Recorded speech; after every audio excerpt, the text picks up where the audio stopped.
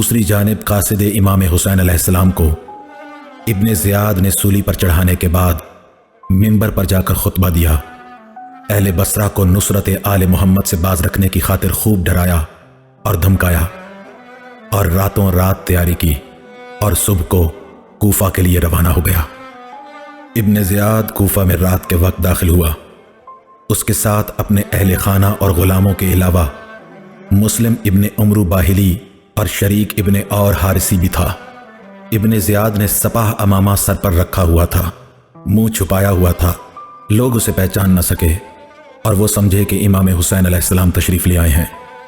دیکھنے والوں نے فرزند رسول کی حیثیت سے مرحبا یبن رسول اللہ کہہ کر استقبال کیا۔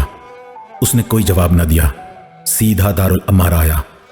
نعمان ابن بشیر نے دارالامارہ کا دروازہ اندر سے بند کر دیا۔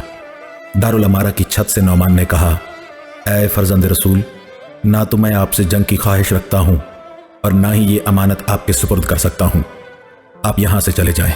کافی دیر بعد اسے پتا چلا کہ فرزند رسول نہیں بلکہ یہ تو ابن زیاد ہے۔ اس نے دروازہ کھولا، ابن زیاد اندر آیا، رات آرام سے سویا اور سویرے الصلاۃ الجامعہ کی منادی کرائی۔ جب لوگ مسجد میں جمع ہو گئے تو اس نے یہ خطبہ دیا، اما بعد، مجھے یزید نے تمہارے اس شہر کا گورنر بنایا ہے، تمہاری سرحدوں کی حفاظت اور بیت المال کی نگرانی میرے سپرد کی ہے۔ میں مظلوم سے انصاف کروں گا، محروم پر نوازش کروں گا، ہر اطاعت شعار کے ساتھ مہربان باپ کا سلوک کروں گا۔ ہاں، میرا تازیانہ اور میری تلوار ضرور ایسے افراد کے خلاف ہوں گے جو میرے حکم کی نافرمانی کریں گے۔ تمہیں اپنی زندگی سے محبت ہونا چاہیے، اپنی جان کے دشمن نہ بنو۔ میں صرف دھمکیاں دینے کا قائل نہیں ہوں، میں اپنے قول کی صداقت اپنے عمل سے پیش کروں گا۔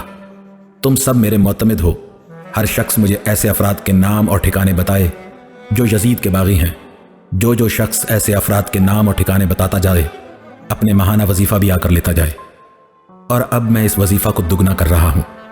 جن لوگوں نے ایسے افراد کا نام اور ٹھکانے نہ بتائے یا جن لوگوں نے ایسے افراد کو اپنے ہاں پناہ دی، ان کے نام وظیفہ خوروں کی فہرست سے ہمیشہ کے لیے خارج کر دیے جائیں گے۔